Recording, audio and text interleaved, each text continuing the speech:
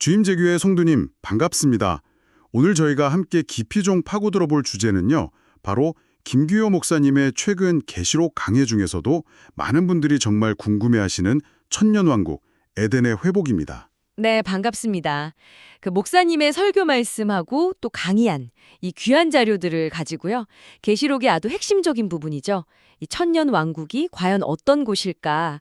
특히 이사야서 65장이 그리고 있는 그 천년 왕국의 모습, 또 그 의미를 좀 집중적으로 탐구해 보려고 합니다. 성도님께서 이 소망을 좀 더 이렇게 생생하게 붙드실 수 있도록 그런 시간이 되면 좋겠습니다. 아, 그렇죠. 지난번에는 저희가 천년왕국에 누가 들어가는지 또 누가 다스리는지 그 구조를 한번 살펴봤었잖아요. 예수 그리스도와 함께 그 첫째 부활에 참여한 분들, 그러니까 순교자들이죠.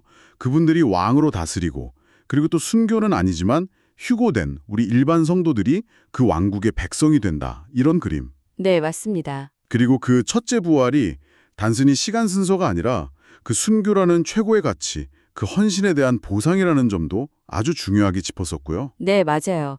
그 그림 위에서 오늘은 좀 더 구체적인 질문으로 한번 들어가 보려고 하는데요. 그래서 그 천년왕국은 대체 어디서 펼쳐지는 거지? 라던가 아니면 그곳에서의 삶은 우리가 흔히 생각하는 천국이랑 같은 건가? 아니면 다른 건가? 이런 것들이요. 이 질문들에 대한 답을 특히 이사야 65장을 통해서 좀 찾아보고 이게 오늘을 사는 우리 성도님의 신앙과 소망에 어떤 실제적인 힘이 될 수 있을지 거기에 좀 집중해서 나눠보겠습니다. 좋습니다. 그럼 바로 핵심으로 들어가 보죠. 이사야 65장 17절 말씀인데요. 보라, 내가 새 하늘과 새 땅을 창조하나니 이전 것은 기억되거나 마음에 생각나지 아니할 것이라. 새 하늘과 새 땅, 이게 정말 모든 게 다 사라지고 완전히 새로운 우주가 짠 하고 나타난다. 이런 의미일까요? 바로 그 새롭다는 단어의 의미를 정확하게 아는 것. 이게 목사님께서 강조하신 핵심 포인트입니다. 많은 분들이 그냥 완전히 다른 것, 이렇게 오해하기 쉬운데 여기서 쓰인 히브리어 하다샤나 또 신약에서 같은 개념으로 쓰인 헬라어 카이노스는 그런 뜻이 아니거든요. 질적으로 새롭게 변화된 것. 그러니까 갱신, 영어로는 리뉴얼이라고 하죠. 그걸 의미합니다. 아, 갱신이요? 그러니까 마치 낡고 허름해진 집을 완전히 뜯어 고쳐서 새 집처럼 만드는 그런 대대적인 리모델링 같은 거군요. 뼈대는 그대로인데 내용물이 완전히 달라지는. 네, 맞아요. 시간적으로 그냥 새로운, 뉴, 헬라어로는 네오스라고 하죠. 그거랑은 다른 어떤 본질적인 새로움. 우리가 에베소서에서 그리스도 안에서 새 사람 되었다고 할 때도 우리가 다른 존재로 바뀐 게 아니라 죄로 망가졌던 본성이 그리스도의 생명으로 새롭게 된 걸 의미하는 것처럼요. 정확히 그 비유가 맞습니다. 네. 그래서 이사야가 말한 새하늘과 새 땅은 하나님께서 이 죄로 오염되고 망가진 세상을 그냥 폐기 처분하시고 전혀 다른 새 우주를 만드신다는 의미가 아닌 거죠. 오히려 지금 우리가 사는 이 피조 세계를 불로 깨끗하게 정화하시고 창조 본연의 모습으로 다시 회복시키신다. 이런 갱신의 약속으로 봐야 합니다. 아하, 그렇다면 그 베드로후서 3장에 나오는 말씀 있잖아요. 마지막 날에 하늘과 땅이 불로 심판받아서 녹아내린다. 이것도 완전한 소멸이나 파괴가 아니라 그 불순물을 제거하는 정화 과정으로 이해해야겠네요. 네, 그렇습니다. 마치 용광로에서 금을 재련하듯이 죄의 오염을 불로 태워 없애는 그런 과정? 그렇죠. 목사님께서 바로 그 점을 아주 강조하셨어요. 하나님은 파괴하시는 분이 아니라 회복시키시는 분이라는 거죠. 폐기가 아니라 갱신. 이게 중요합니다. 그래서 천년왕국은요, 우리가 지금 발 딛고 있는 이 지구하고 완전히 동떨어진 어떤 영적인 공간이 아니라 바로 이 땅, 심판의 불로 정결하게 되고 창조 질서가 회복된 갱신된 지구 위에서 펼쳐지는 아주 실제적인 왕국이라는 겁니다. 이 땅의 역사와 단절되는 게 아니라 그 연속선상에서 회복되고 완성되는 것, 이것이 성경 전체를 이렇게 관통하는 하나님의 일하시는 방식이에요. 교체가 아니라 갱신. 이 관점을 갖는 게 천년왕국을 이해하는 첫걸음입니다. 와, 갱신된 지구라. 생각보다 훨씬 더 현실적이고 뭔가 발붙일 수 있는 그런 소망인데요. 그럼 여기서 또 한 가지 중요한 질문이 생기네요. 이사야 65장의 새하늘과 새 땅 하고 요한계시록 21장의 새하늘과 새 땅, 이게 표현이 똑같잖아요. 그럼 이게 같은 곳을 말하는 걸까요? 아니면 여기에도 차이가 있을까요? 아, 정말 중요한 질문 주셨습니다. 결론부터 딱 말씀드리면 목사님께서는 이 두 개념이 명확히 다르다고 구분하셨어요. 표현은 같아 보이지만 그 실체하고 성격은 다르다는 거죠. 이사야 65장이 주로 묘사하는 새 하늘과 새 땅은 천년 왕국이고요. 계시록 21장의 새 하늘과 새 땅은 그 천년 왕국 이후에 올 영원한 왕국을 가리킵니다. 아, 그렇군요. 어떻게 다른지 조금 더 자세히 설명해 주실 수 있나요? 이 부분이 좀 헷갈릴 수도 있을 것 같아요. 네, 이렇게 생각하시면 좀 쉬울 것 같아요. 천년 왕국은 영원한 왕국으로 들어가기 위한 약간 과도기적인 왕국입니다. 기간도 딱 1000년으로 제한되어 있고요. 네. 장소는 방금 이야기 나눈 것처럼 갱신된 이 지구 위고요. 이곳에서는 그리스도하고 첫째 부활자들이 다스리고 죄의 근원인 사탄은 1000년 동안 무적행에 갇혀 있으니까 죄가 없는 상태지만 아직은 뭐랄까 에덴 동산의 회복 단계이지 완성은 아니라는 거죠. 그래서 여전히 사람들이 태어나고 출산, 자라고 성장도 굉장히 오래 살지만 장수, 이런 쪽으로는 죽음의 가능성도 완전히 배제된 건 아닌 상태, 자연 법칙이 여전히 작동하는 곳이라고 볼 수 있습니다. 그렇다면 영원한 왕국은 어떤 점이 다른 건가요? 천년왕국이랑 비교했을 때. 영원한 왕국은요, 그 천년 왕국이 끝나고 나서 사탄이 잠깐 풀려나서 마지막 반역을 일으켰다가 완전히 멸망하고 그 다음에 모든 죽은 자들이 부활해서 백보조 앞에서 최후 심판을 받잖아요. 개 20.7-15. 그 이후에야 비로소 오는 완전히 새로운 차원의 세계입니다. 이건 갱신을 넘어서 재창조라고 할 수 있어요. 계시록 21장 1절 보면 처음 하늘과 처음 땅이 없어졌고 바다도 다시 있지 않더라. 이렇게 딱 선언하잖아요. 거긴 없어지는군요. 네. 시간과 공간의 제약도 초월하고 해나 달의 빛도 필요 없어요. 하나님의 영광 자체가 비추되니까요. 개 21.23. 그리고 가장 중요한 건 하나님께서 친히 우리와 영원히 함께 거하시고 임마누엘의 완성. 다시는 죽음이나 슬픔, 고통, 눈물이 없는 개 21.4. 완전한 상태. 바로 완성의 나라인 거죠. 와, 명확하게 정리가 되네요. 그럼 비유를 들자면 천년왕국은 이 세상이라는 하드웨어는 그대로 두고 운영체제를 완벽하게 복구하고 최적화해서 에덴 상태로 돌려놓는 거라면 영원한 왕국은 아예 하드웨어부터 운영체제까지 우리가 상상할 수도 없는 차원으로 완전히 새롭게 창조되는 것과 같다. 이렇게 볼 수 있겠군요. 네, 아주 좋은 비유입니다. 천년왕국은 회복된 에덴, 영원한 왕국은 새 창조의 완성. 네, 맞습니다. 그 차이를 이해하는 게 중요합니다. 천년 왕국은 그 영원한 왕국으로 가는 디딤돌이면서 또 하나님께서 이 땅을 얼마나 사랑하시고 회복시키길 원하시는지를 보여주는 그런 증거이기도 하고요. 자, 그럼 이제 정말 가장 흥미로운 부분으로 넘어가 보죠. 그 회복된 에덴, 천년왕국에서 우리 성도님들은 구체적으로 어떤 삶을 살게 될까? 이사야 65장이 정말 생생하게 묘사하고 있다고 하셨잖아요. 그렇습니다. 이사야 65장 18절부터 25절까지를 보시면 진짜 한 폭의 그림처럼 천년왕국의 일상이 쫙 펼쳐집니다. 먼저 18절하고 19절은 그곳의 전반적인 분위기를 말해주는데요. 너희는 내가 창조하는 것으로 말미암아 영원히 기뻐하며 즐거워할지니라. 내가 예루살렘을 즐거워하며 나의 백성을 기뻐하리니 우는 소리와 부르짖는 소리가 그 가운데서 다시는 들리지 아니할 것이며 한마디로 기쁨과 평안이 그냥 충만한 곳이라는 거죠. 지금 우리가 사는 세상하고는 정말 정반대네요. 뉴스만 틀어도 뭐 슬픔, 탄식, 억울한 부르짖음 이런 게 끊이지 않는데 그 기쁨의 근원은 어디서 오는 걸까요? 그냥 문제가 없으니까 즐거운 걸까요? 물론 문제나 고통이 사라지는 것도 큰 이유죠. 그런데 더 근본적인 이유는 바로 하나님께서 우리와 함께 거하시기 때문입니다. 임마누엘, 죄 때문에 멀어졌던 하나님과의 관계가 완전히 회복되어서 그분의 임재 안에서 누리는 깊은 평안, 그 영적인 만족감, 이게 바로 기쁨의 원천이 되는 거죠. 이건 단순히 환경해주는 기쁨을 넘어서는 관계에서 오는 충만한 기쁨이라고 할 수 있습니다. 하나님과의 친밀함이 그냥 일상의 기쁨이 되는 거군요. 와, 정말 기대됩니다. 20절부터는 수명하고 삶의 질서에 대한 정말 놀라운 회복이 약속되어 있던데요. 네, 정말 놀랍습니다. 먼저 장수의 복인데요. 20절을 한번 보세요. 거기에는 날수가 많지 못하여 죽는 어린이와 수완이 차지 못한 노인이 다시는 없을 것이라. 곧 100세에 죽는 자를 젊은이라 하겠고 100세가 못 되어 죽는 자는 저주받은 자이리라. 100살이 되어도 여전히 청년 취급을 받는다는 거예요. 유아 사망이나 요절 같은 건 아예 상상할 수 없는 일이 되고요. 100살의 젊은이라니.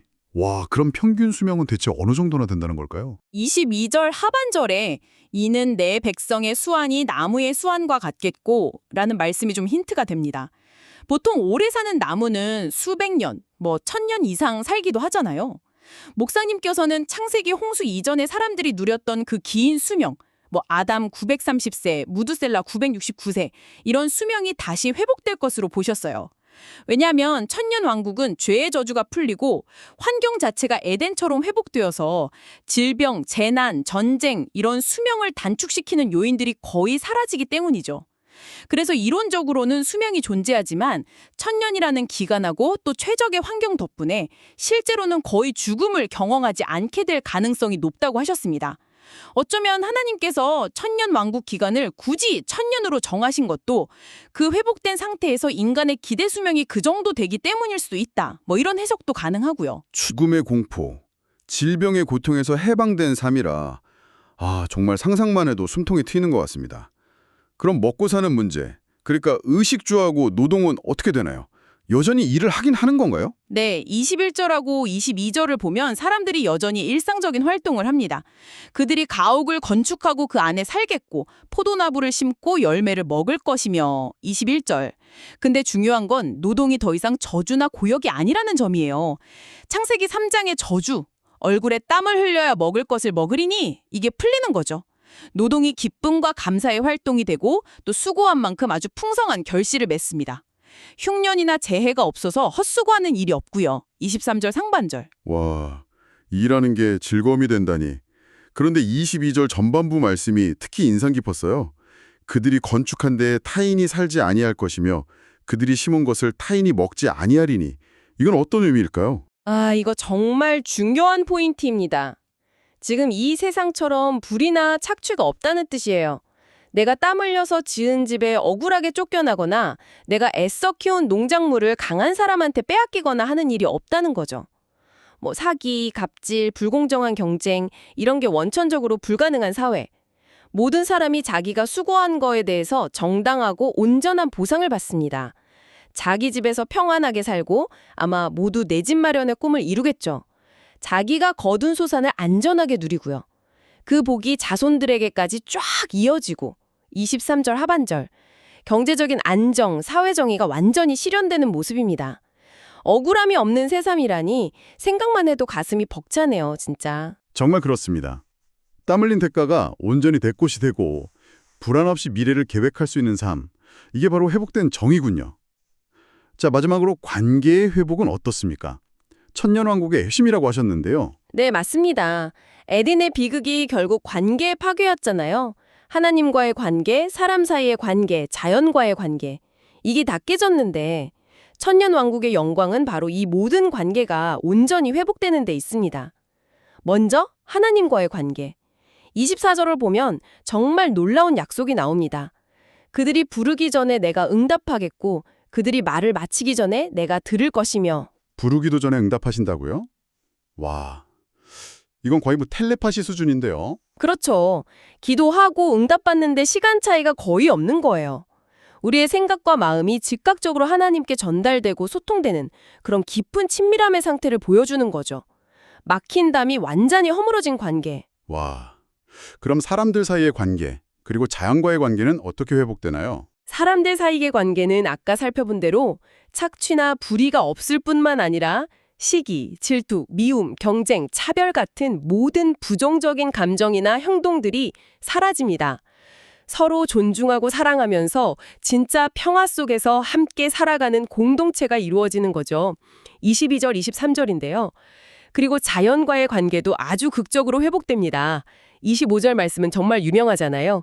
이리와 어린 양이 함께 먹을 것이며 사자가 소처럼 짚을 먹을 것이며 뱀은 흙을 양식으로 삼을 것이니 나의 성산에서는 해함도 없겠고 상함도 없으리라. 이야, 그야말로 창조 질서의 완전한 회복. 동물의 왕국이 아니라 평화의 왕국이네요. 포식자, 피식자 구분이 없어지고 모든 생명이 조화롭게 공존하는 모습, 진짜 에덴 동산 모습 그대로네요. 네. 정리하자면 천년왕국은 하나님과 깊이 교제하고 이웃과는 사랑과 정의로 관계 맺고 자연 만물과도 평화롭게 공존하는 지금 우리가 경험하는 모든 고통, 부조리, 깨어진 관계들이 완전히 회복된 세상. 이것이 바로 이사야가 보여주는 에덴의 회복의 구체적인 모습입니다. 아, 듣기만 해도 정말 소망이 넘칩니다. 그런데 우리가 즐겨 부르는 찬양 중에 사막에 샘이 넘쳐 흐르리라 그 곡 있잖아요. 그 배경이 된 이사야 35장도 비슷한 회복의 그림을 그리는 것 같은데 오늘 저희가 살펴본 65장하고는 어떤 차이가 있을까요? 목사님께서 이 부분도 설명해 주셨다고 들었어요. 네, 맞습니다. 이사야 35장도 정말 아름다운 회복의 노래죠. 광야에 꽃이 피고 맹인이 눈 뜨고 못 듣는 사람이 듣고 저는 자가 사슴처럼 뛰고 그런 기적적인 변화를 노래하는데요. 하지만 목사님께서는 35장하고 65장의 뉘앙스에 좀 차이가 있다고 보셨습니다. 35장은 주로 바벨론 포로로 고통받던 백성들에게 이제 곧 구원이 온다, 메시아 왕국이 올 거다, 이런 소망을 심어주기 위한 일종의 예고편이나 하이라이트 같은 성격이 강하다면 65장은 실제로 도래할 천년왕국의 좀 더 구체적인 삶의 모습, 그러니까 본편을 더 상세하게 보여준다는 겁니다. 특히 65장은 35장에 비해서 에덴에서 잃어버렸던 관계의 회복, 하나님, 사람, 자연과의 관계, 이걸 통한 복의 회복을 훨씬 더 강조하고 구체적으로 다루고 있죠. 아하, 그렇군요. 35장이 희망의 큰 그림을 보여주는 예고편이라면 65장은 그 안에서의 실제 생활을 담은 본편에 가깝다. 이해가 됩니다. 아, 그런데 성도님, 여기서 한 가지 더 좀 깊이 생각해 볼 점이 있습니다. 이사야 65장을 자세히 보면요, 좀 이상한 점을 발견하게 돼요.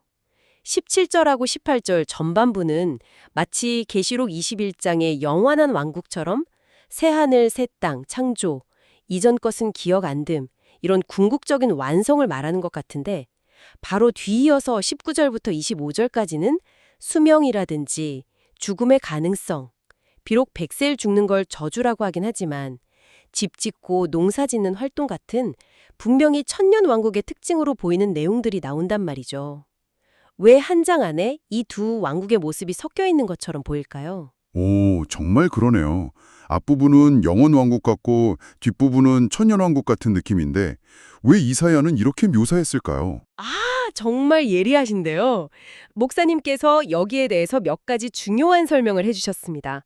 첫 번째 이유는 계시의 점진성입니다. 하나님의 구원 계획이나 미래에 대한 계시가 한꺼번에 완전하게 주어진 게 아니라 마치 동이 트듯이 점진적으로 밝혀졌다는 거죠. 구약시대, 특히 이사야 선지자가 활동하던 시기에는 이 마지막 때에 대한 그림이 신약시대만큼 그렇게 명확하지 않았을 수 있습니다. 그래서 천년왕국하고 영원한 왕국이라는 이 두 단계가 지금 우리가 이해하는 것처럼 뚜렷하게 구분되지 않은 상태에서 계시를 받았을 가능성이 있다는 거예요. 아, 마치 멀리서 희미하게 보이는 산봉우리처럼 처음에는 하나로 보였는데 점점 가까이 가면서 여러 봉우리로 나뉘어 보이는 것과 비슷하군요. 이사야에게는 아직 좀 흐릿하게 보였던 그림이 신약의 사도 요한에게 와서는 더 선명하게 보였다. 이런 말씀이시군요. 네, 그런 맥락입니다. 두 번째 이유는 예언적 원근 통시, prophetic foreshortening 이라는 예언 해석의 원리 때문인데요. 예언자들이 종종 시간적으로는 멀리 떨어져 있는 미래의 사건들을 마치 하나의 그림처럼 동시에 보기도 한다는 겁니다. 우리가 먼 산들을 볼 때 가까운 산 뒤에 있는 더 먼 산이 마치 겹쳐 보이는 것처럼요. 이사야 선지자 역시 하나님께서 보여주신 그 미래의 환상 속에서 시간적으로는 분명히 간격이 있는 천년 왕국의 모습하고 그 이후에 펼쳐질 영원한 왕국의 모습을 명확한 시간 구분 없이 한눈에 보고 기록했을 수 있다. 이런 설명입니다. 아, 계시가 점진적으로 주어졌고 또 예언자가 보는 방식의 특징 때문에 두 그림이 겹쳐 보일 수 있다. 흥미로운 설명입니다. 그리고 한 가지 더 좀 현실적인 이유를 덧붙여 설명하셨어요. 이사야와 비롯한 구약의 성도들이 가장 열렬하게 기다렸던 소망은 바로 메시아 왕국이었거든요. 다윗의 후손으로 오실 그 메시아께서 이스라엘을 회복시키시고 온 세상을 공의와 평화로 다스리시는 이상적인 나라, 이걸 꿈꿨죠. 따라서 이사야는 하나님께서 보여주신 그 미래의 영광스러운 모습, 천년왕국 플러스 영원한 왕국을 자신이 가장 잘 이해하고 또 소망하던 메시아 왕국이라는 틀 안에서 해석하고 예언했을 가능성이 높다는 겁니다. 하나님은 천년왕국과 영원왕국을 보여주셨지만 이사야의 머릿속에서는 그것이 하나의 메시아 왕국 이미지로 통합되어서 표현되었을 수 있다는 거죠. 아, 그렇군요. 당시의 이해와 소망의 틀 안에서 계시를 받아서 표현했기 때문에 후대에 더 명확히 구분될 개념들이 혼재되어 나타날 수 있다, 이런 말씀이시네요. 물론 목사님께서도 지적하셨듯이 유대인들이 생각한 메시아 왕국, 통치자는 메시아와 유대인, 백성은 이방민족 하고 계시록이 보여주는 천년왕국, 통치자는 그리스도와 순교자, 백성은 휴거성도, 사이에는 중요한 차이가 있지만요. 네, 그렇죠. 결국 사도 요한에 이르러서야 이 두 왕국이 훨씬 더 명확하게 구분되어서 계시된 것이군요. 네, 맞습니다. 오늘 우리는 이사야 65장을 통해서 천년왕국이 그냥 막연한 상상이나 어떤 영적인 상태가 아니라 죄 때문에 깨어졌던 창조 세계가 하나님의 능력으로 갱신되어서 회복되는 에덴의 회복이고 바로 우리가 발 딛고 사는 이 땅 위에 실제로 펼쳐질 구체적인 삶의 현장이라는 것을 확인했습니다. 맞아요. 그 고통스러운 노동이 기쁨의 활동이 되고 땀의 결실을 빼앗기지 않는 정의로운 사회가 되고 질병과 죽음의 공포에서 벗어난 긴 수명을 누리고 그리고 무엇보다 하나님과 또 이웃과 자연과 온전히 화목해서 깊은 평안과 기쁨을 누리는 삶, 이것이 천년왕국의 실상이고 또 영원한 왕국이라는 최종적인 새 창조의 완성으로 나아가는 아주 복되고 영광스러운 가정이라는 것을 기억해야겠습니다. 그리고 이 놀라운 소망은 그냥 먼 미래의 일하기가 아니라 바로 예수 그리스도를 믿음으로 구원받은 우리 주임제교회 성도님들 한 분 한 분을 위해 예비된 확실한 미래라는 사실, 이걸 꼭 붙드시기 바랍니다. 우리 하나님은 심판으로 모든 것을 그냥 끝내시는 분이 아니라 정화하시고 회복시키시고 마침내 완전하게 하시는 사랑과 능력의 하나님이시라는 것. 이것이 복음이 우리에게 주는 궁극적인 소망이고 오늘 우리가 어떤 어려움 속에서도 믿음으로 살아갈 수 있는 힘의 원천입니다. 아멘입니다. 정말 이 확실한 소망이 오늘 우리 성도님의 삶을 붙들고 일으키는 능력이 되기를 간절히 바랍니다. 천년 왕국에서 누릴 그 거룩함과 사랑, 또 정직한 수고와 화평의 삶을 바로 오늘 이 땅에서부터 조금씩 살아내고 연습함으로써 그 나라를 미리 맛보고 증거하는 복된 성도님들이 되시기를 축복합니다. 정말 천년왕국이 빨리 왔으면 좋겠다. 이런 기대감이 막 샘솟네요. 마지막으로요. 오늘 나눈 내용을 바텀으로 성도님 스스로에게 한번 질문을 던져보시면 좋겠습니다. 천년왕국이 지금 우리가 발 딛고 사는 바로 이 땅의 갱신이고 회복이라는 사실, 그리고 그곳에서 집을 짓고 농사를 지으며 관계를 맺는 그 구체적이고 실제적인 삶의 모습들이 지금 여기서의 우리의 신앙생활과 삶의 태도, 그리고 사명에 어떤 새로운 의미와 도전을 줄까요? 장차 회복될 그 세상을 소망하면서 오늘 우리는 이 땅에서 무엇을 소중히 여기고 가꾸며 또 무엇을 세워나가야 할까요? 이 질문을 마음에 품고 한 주간 묵상해 보시는 것도 큰 유익이 될 것입니다.